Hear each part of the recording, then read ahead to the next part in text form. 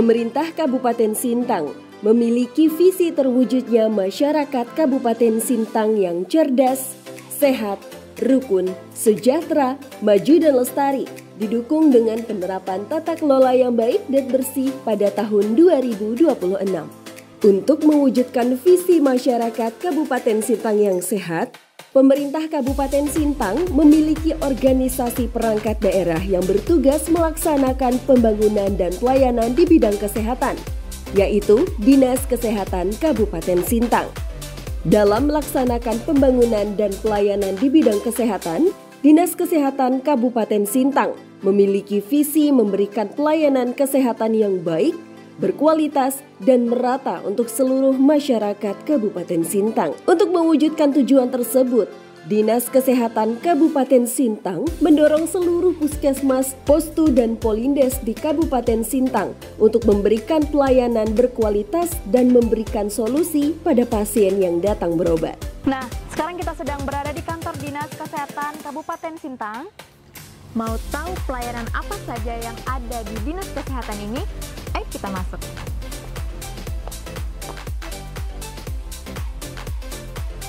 Program-program apa aja dan inovasi apa aja yang dilakukan oleh Dinas Kesehatan Kabupaten Sintang ini ya Pak? Untuk Dinas Kesehatan Kabupaten Sintang program-programnya banyak. Kita punya program pemberantasan penyakit, kita punya program untuk sumber daya manusia kesehatan, kita punya program kesehatan masyarakat, kita juga punya program untuk pelayanan kesehatan. Nah, tapi intinya Dinas Kesehatan ini memiliki visi untuk memberikan pelayanan kesehatan yang baik, berkualitas, dan merata untuk seluruh masyarakat Kabupaten Sintang. Sehingga awal dari tujuan seperti itu, saya selalu meminta kepada puskesmas-puskesmas di seluruh Kabupaten Sintang, yang di kecamatan, pustu, polindes, setiap masyarakat yang datang untuk mendapatkan pelayanan di puskesmas itu harus mendapat solusi. Jadi kalau mereka datang, nggak perlu dilihat apakah mereka punya uang atau mereka punya kartu asuransi seperti BPJS atau asuransi lain, atau pakai surat keterangan miskin, itu semuanya sama aja. Mereka semua harus dilayani. Dan nggak boleh ada begitu masyarakat datang, oh bapak ini harus dirujuk, kemudian waktu mau dirujuk ambulansnya tidak ada, supirnya nggak ada, itu nggak boleh. Jadi harus semua ada solusi. Jadi ambulan harus standby di puskesmas, harus siap untuk berangkat. Nah itu dalam segi pelayanan yang kita mau dilaksanakan oleh puskesmas. Jadi semua masyarakat harus mendapatkan pelayanan kesehatan yang berkualitas, yang sama rata untuk semua orang, tanpa memandang dia miskin, dia kaya, dia pejabat, dia apa-apa, tidak ada, semua sama. Nah, kemudian untuk program-program banyak. Kita masih fokus juga untuk menurunkan angka kematian ibu, angka kematian bayi. Kemudian juga kita masih fokus sampai ini udah tahun ketiga untuk penanganan COVID. 2 tahun sebelumnya kita penanganan pasien-pasien COVID ini kita banyak. Jadi kita fokus untuk penanganan pasien COVID. Sekarang juga kita fokus untuk vaksinasi COVID. Nah, vaksinasi dosis 1, dosis 2, dosis 3, sekarang sudah dosis 4 untuk tenaga kesehatan. Nah, itu juga program-program untuk pemberantasan penyakit. Kita juga punya program untuk pemberantasan penyakit paru. Kita juga punya program untuk pemberantasan penyakit malaria, penyakit kusta. Kemudian juga kita ada program penanganan orang dengan gangguan jiwa, nah ODGJ. Nah, kita juga di puskesmas, seluruh puskesmas sudah memiliki perawat-perawat yang dilatih untuk menangani orang dengan gangguan jiwa. Jadi orang dengan gangguan jiwa itu bagaimana cara pengobatannya, bagaimana cara memperlakukannya, bagaimana cara perawatannya. Nah, kita juga tidak melupakan posyandu. Nah, salah satu inovasi kita ini adalah di posyandu. Kita punya posyandu itu namanya posyandu Kaban Belayan. Posyandu Kaban Belayan. Yang selama ini kita tahu adalah posyandu balita, posyandu bumil, posyandu lansia, posyandu remaja. Jadi sendiri-sendiri, balita sendiri, remaja sendiri, lansia sendiri, nah ibu hamil sendiri. Nah kalau untuk posyandu Kaban Belayan ini, seluruh unsur-unsur itu, kalau dari keluarga tuh, dari tatanannya, dari kakeknya, neneknya, anaknya, cucunya, menantunya, ponakannya, sepupunya, semua dibawa posyandu bersama-sama. Di situ sudah kita siapkan petugas-petugas kita, tenaga medis, tenaga paramedis untuk melayani mereka. Yang lansia periksa lansia, yang ibu hamil bisa periksa ibu hamil. Ini sudah berjalan di Puskesmas Minsiku, ya, Puskesmas Minsiku kita buat sebagai percontohan. Kemudian juga ada Kampung Gizi. Kampung Gizi itu di Puskesmas Kebong. Itu di situ kita ambil desa percontohan itu. Ibu-ibu di situ diajarkan bagaimana cara membuat makanan yang sehat untuk anak-anaknya, bagaimana memantau kondisi gizi anak-anaknya. Nah, hal ini juga berkaitan untuk program nasional penurunan angka stunting. Ya, penurunan angka stunting di Kabupaten Sintang, ya. Angka stunting awalnya di Kabupaten Sintang itu di angka 42%, sekarang sudah turun di 34. Kemudian target kita akan turunkan lagi angka stunting. Kemudian juga ada program ODF. Program ODF itu Open Defecation Free. Jadi tidak ada lagi orang yang buang air besar sembarangan. Semua rumah wajib memiliki WC.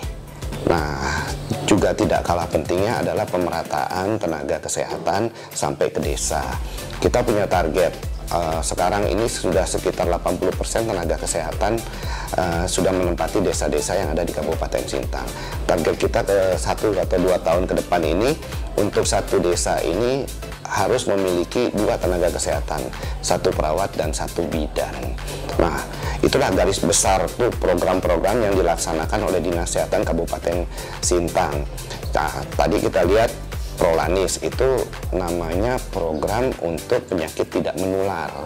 Penyakit yang tidak menular untuk orang darah tinggi, kencing manis, sakit jantung.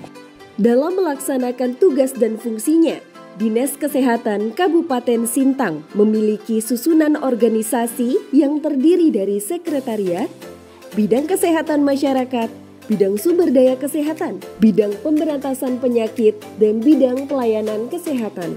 Di bidang sekretariat, selain memiliki tugas dan fungsi mengurus kesekretariatan di Dinas Kesehatan, bidang sekretariat juga memiliki tugas dan fungsi sebagai kehumasan yang menyampaikan informasi kesehatan di Dinas Kesehatan kepada masyarakat.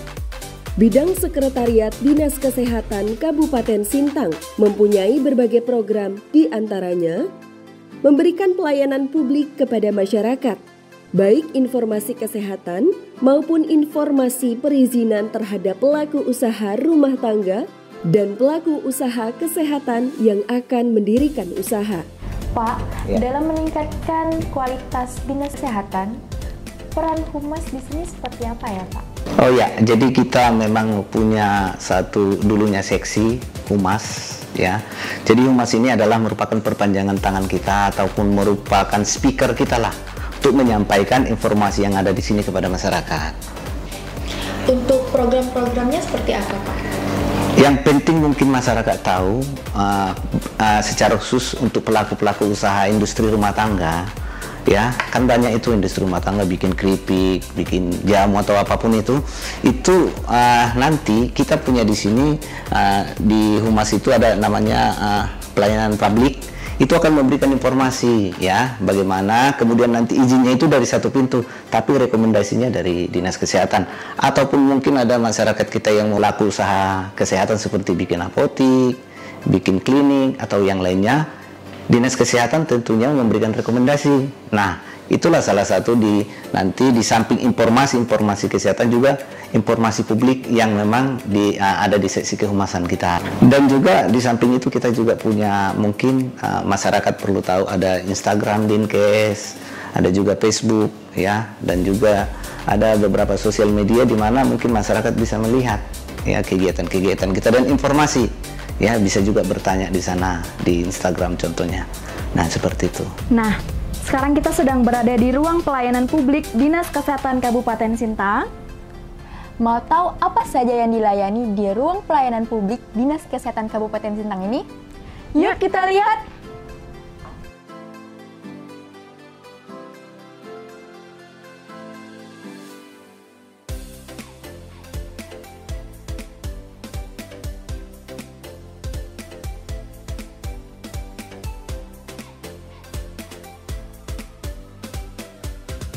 Pak, apa saja sih yang dilayani di ruang pelayanan publik Dinas Kesehatan ini?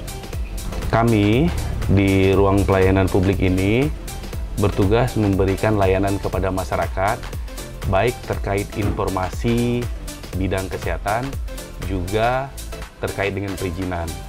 Khusus di ruang pelayanan publik ini, kami mengeluarkan surat rekomendasi baik itu terkait dengan izin praktek bidan, perawat, kemudian rekomendasi izin operasional untuk klinik, kemudian rekomendasi sertifikasi pangan industri rumah tangga, depot air minum, dan banyak izin rekomendasi yang kami keluarkan di pelayanan publik ini.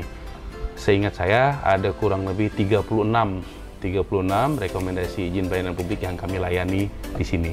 Nah, terkait dengan pelayanan yang ada di dinas, Bapak Ibu sebenarnya bisa melihatnya di website Dinas Kesehatan.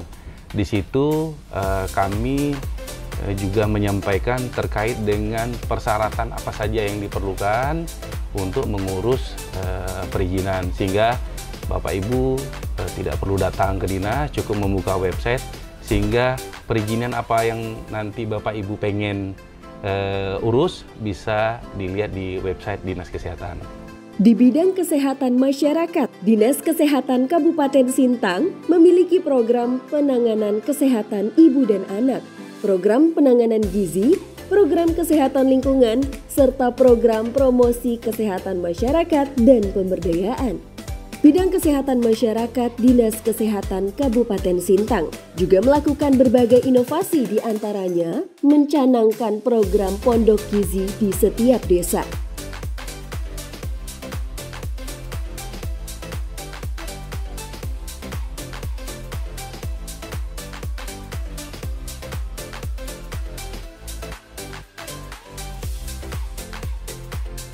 Pak, program apa saja sih yang ada di bidang kesehatan masyarakat ini? Program yang ada di bidang kesehatan masyarakat ini yang pertama adalah yang berhubungan dengan KIA, kesehatan ibu dan anak. Kedua adalah program gizi. Yang ketiga, program kesehatan lingkungan. Keempat adalah program promosi kesehatan masyarakat dan pemberdayaan. Pak, inovasi apa saja yang dilakukan Dinas Kesehatan untuk kesehatan masyarakat? Kedepannya, yang pertama adalah kita akan membuat kampung gizi di setiap desa di Kabupaten Sintang.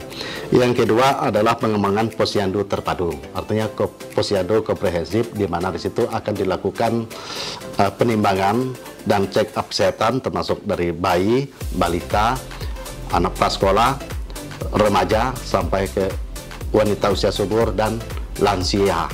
Jadi kami dari Seksi Promosi Kesehatan dan Pemberdayaan Masyarakat itu memiliki kegiatan yang fokus ke pengaktifan posyandu, di mana untuk saat ini posyandu di Kabupaten Sintang masih ada setengahnya yang belum termasuk ke kategori posyandu aktif.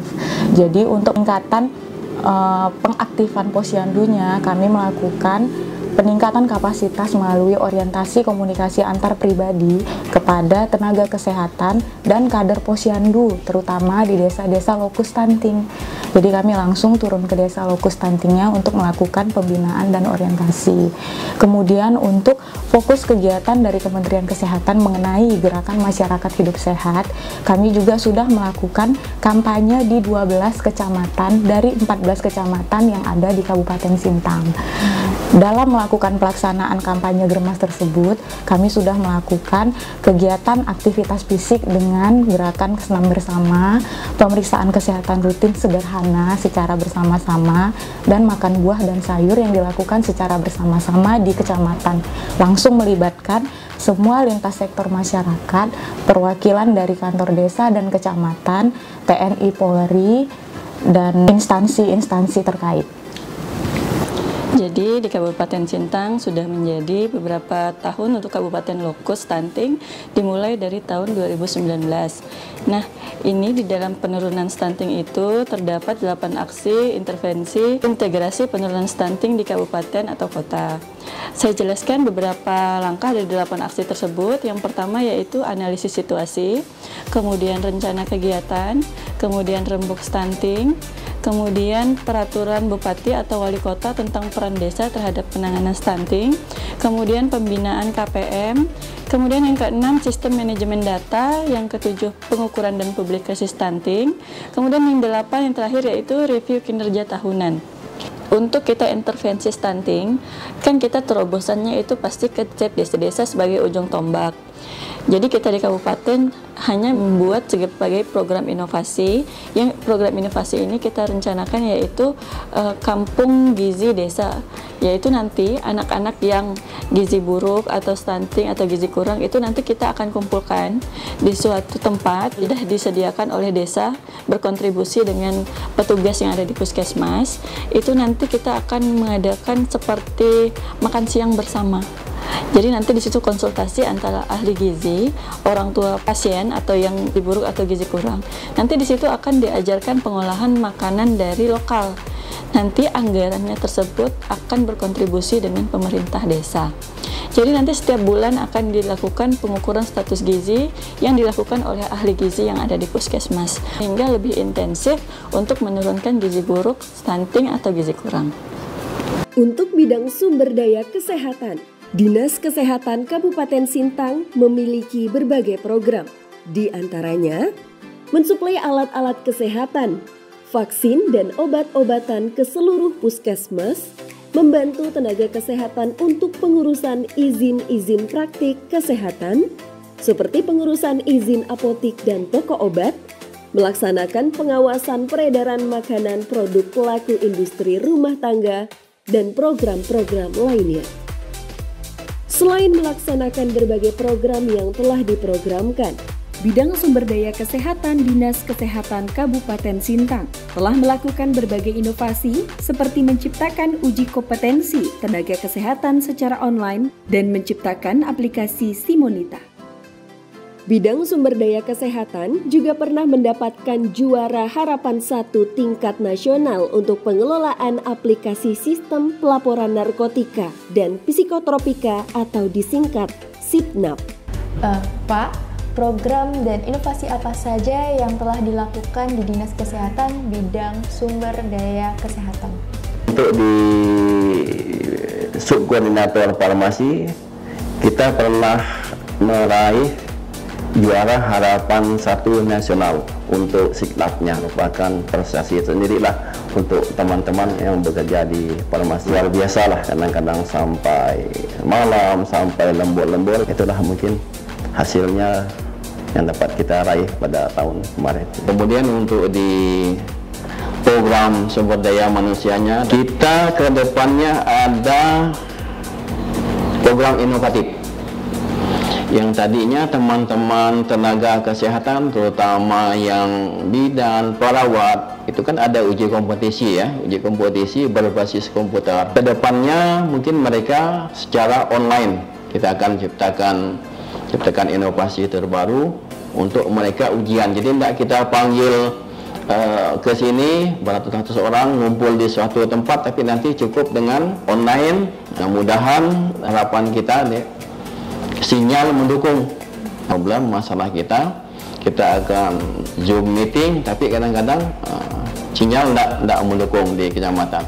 Yang mudah-mudahan dengan ada program inovatif uji kompetisi berbasis komputer secara online untuk lebih memudahkan teman-teman yang bertugas di kecamatan. Tidak harus turun ke Sintang, jauh-jauh turun dah memperbesar biaya lagi kan. Kemudian dari sisi alkesnya, kita pernah menciptakan aplikasi namanya Simonita. Simonita itu juga sebenarnya mempermudahkan teman-teman kita yang di Puskesmas tadi untuk mengusulkan apa kebutuhan dia. Dia tidak perlu kirim surat ke kita, tidak perlu datang ke sini, cukup dia klik aplikasi Simonita, di situ udah tersedia apa kebutuhannya, berapa kebutuhannya, cukup itu. Contoh mungkin Puskesmas Darah Juwanti, dia perlu tensimeter berapa, perlu alat apa, tempat tidurnya berapa, kita cukup buka itu. Di bidang pencegahan dan pengendalian penyakit, Dinas Kesehatan Kabupaten Sintang memiliki berbagai program, yaitu program penanganan kasus COVID dan vaksinasi COVID, program BIAN atau Bulan Imunisasi Anak Nasional, program pemberantasan penyakit menular dan penyakit tidak menular. Di bidang ini juga memiliki berbagai inovasi, di antaranya melaksanakan program peningkatan kompetensi tenaga kesehatan melalui pelatihan secara online maupun offline. Untuk program pemberantasan penyakit menular seperti penyakit tuberkulosis, bidang pencegahan dan pengendalian penyakit telah melakukan inovasi penanganan penyakit tuberkulosis dengan membentuk petugas pemantauan minum obat atau PMO yang diambil dari keluarga pasien. Di bidang P2 atau bidang pencegahan dan pengendalian penyakit. Nah, di bidang pencegahan dan pengendalian penyakit ini ada 3 subkoordinator. Yang pertama, surveillance dan imunisasi. Nah, surveillance dan imunisasi ini kalau untuk sekarang ini lebih difokuskan kepada penanganan kasus COVID dan vaksinasi COVID. Nah, selain itu juga vaksinasi sekarang ini kan sudah masuk vaksinasi anak sekolah ya, BIAS juga, bulan imunisasi anak nasional juga. Jadi imunisasi ini memang sekarang sedang banyak kegiatannya. Nah, kemudian di subkoordinator yang kedua yaitu pemberantasan penyakit menular. Nah, di pemberantasan penyakit menular ini ada TB, ada DBD, ada malaria, ada HIV. Nah, cuman kita kalau untuk ini kemarin karena DBD sempat naik, kemudian ya alhamdulillah dengan sigapnya teman-teman di lapangan melakukan PSN, pemberantasan sarang nyamuk, fogging, dan penyuluhan, alhamdulillah bisa kita tekan kasusnya. Kemudian yang ketiga yaitu penyakit tidak menular. Nah, penyakit tidak menular ini tidak kalah pentingnya juga. Nah, ini masalah penyakit-penyakit yang tidak menular yaitu hipertensi, kencing manis. Nah, ini ada IFA juga ya untuk kanker leher rahim itu. Ini subkoordinator juga telah melakukan pelatihan dan pertemuan terkait dengan program ini. Jadi bidang pencegahan dan pengendalian penyakit ini ada 3 subkoordinatornya. Kemudian untuk inovasi-inovasi yang dilakukan ini kita mengupgrade ilmu teman-teman yang ada di lapangan, yaitu dengan melakukan peningkatan kapasitas pelatihan baik secara offline maupun secara online. Narasumbernya juga kadang kita melibatkan dari provinsi bahkan pusat untuk mengupgrade ilmu teman-teman di lapangan. Nah, jadi untuk inovasi terkait dengan pemberantasan penyakit menular ini dari teman-teman subkoordinator itu melakukan pertemuan dengan pengelola program, misalnya dengan pengelola TB ya, semacam inovasi itu mengumpulkan anggota-anggota keluarga yang kita libatkan sebagai petugas PMO. PMO itu pemantauan minum obat. Jadi keluarga ini kita libatkan untuk memantau langsung si pasien untuk minum obatnya secara teratur. Ini saya akan menjelaskan tentang program-program dari penyakit tidak menular dan kesehatan jiwa. Adapun penyakit tidak menular ini yaitu terdiri dari hipertensi, diabetes, jantung, koroner, paru.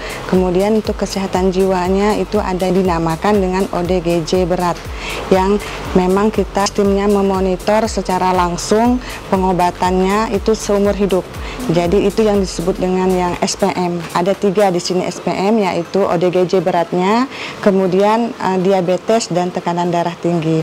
Untuk inovasi yang kami lakukan yaitu screening. Sifat di sini tidak ada pengobatan, tetapi yaitu screening dari dia IVA test yang barusan kami lakukan bekerjasama dengan Kemenak yang serentak kami laksanakan pada saat 10 Agustus ini senasional.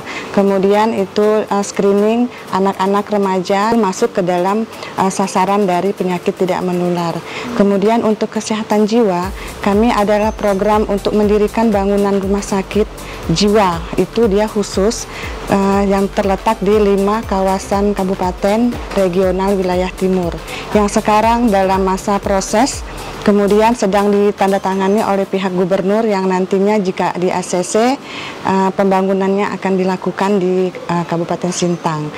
Sedangkan pada bidang pelayanan kesehatan, Dinas Kesehatan Kabupaten Sintang memiliki berbagai program, di antaranya Program Indonesia Sehat dengan pendekatan keluarga, Program Akreditasi Puskesmas dan Labkesda, Program Gigi dan Mulut Laboratorium Kesehatan, Program Pembinaan dan Monitoring Kegiatan di Rumah Sakit, Praktik Dokter Swasta, Praktik Bidan, Klinik Pengobatan Swasta, Program PSC atau Public Service Center, dan pelaksanaan pengobatan tradisional. Berbagai program kerja yang ada ini dilaksanakan Dinas Kesehatan Kabupaten Sintang demi terwujudnya masyarakat Kabupaten Sintang yang sehat. Pak, program apa yang ada di dalam bidang pelayanan kesehatan ini? Bidang pelayanan kesehatan Dinas Kesehatan Kabupaten Sintang, yaitu mempunyai tugas pokok melaksanakan sebagian tugas kepala dinas.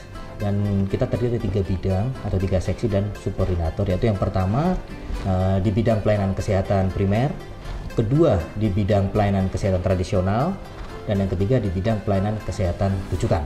Nah, adapun program-program dan kegiatan di bidang Yankes antara lain yaitu satu program Indonesia Sehat dengan pendekatan keluarga, akreditasi puskesmas dan labkesda, perawatan kesehatan masyarakat atau Perkesmas, program gigi dan mulut atau laboratorium kesehatan, pengelolaan, pembinaan dan monitoring kegiatan di rumah sakit, praktek dokter swasta, praktek bidan, klinik pengobatan swasta, dan kita yang terbaru itu ada PSC, yaitu Public Safety Center, yaitu 119 yang ada di Kalimantan, atau ada 3, yaitu ada di Sintang, di Sambas, dan di Kuburaya. Satu lagi itu pelaksanaan pengawasan obat-obat tradisional.